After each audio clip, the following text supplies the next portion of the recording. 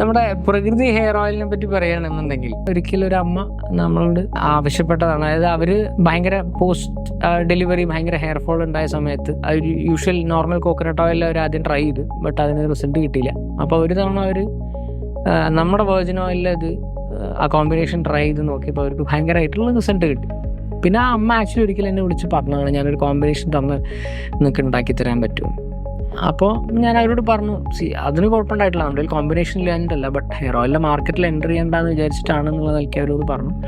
But still she insisted me to make one for her and I did and it work well on her. പ്രത്യേകിച്ച് യുവാക്കളൊന്നും ഈ coconut ഓയിലിനോടൊരു വല്ലാത്ത വിമുഖത ഉണ്ട്. ഒന്നെന്താ വെച്ചാൽ നമ്മൾ മുടി ഇങ്ങനെ പൊട്ടി നിൽക്കും, പിന്നെ രണ്ടാമത്തെ റീസൺ ഇതിങ്ങനെ ഫേസിലേക്കൊക്കെ ഗ്രാജുവലി ഇറങ്ങും. അപ്പോൾ ആ 2 പോയിന്റും നമ്മൾ കവർ ചെയ്തിട്ടാണ് നമ്മുടെ ഹെയർ ഓയിൽ ചെയ്തിട്ടുള്ളത്. അതായത് ഇതിൻ്റെ പ്രത്യേകത എന്താ വെച്ചാൽ ഇതിൻ്റെ ബേസ് എന്ന് പറയുന്നത് വെർജിൻ ഓയിലാണ്.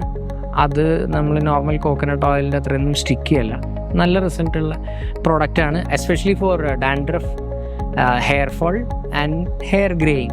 പ്ലസ് വെർജിൻ ഓയിൽ ആയതുകൊണ്ട് തന്നെ അബ്സോർപ്ഷൻ കൂടുതലായതുകൊണ്ട് തന്നെ it will be more effective on your hair.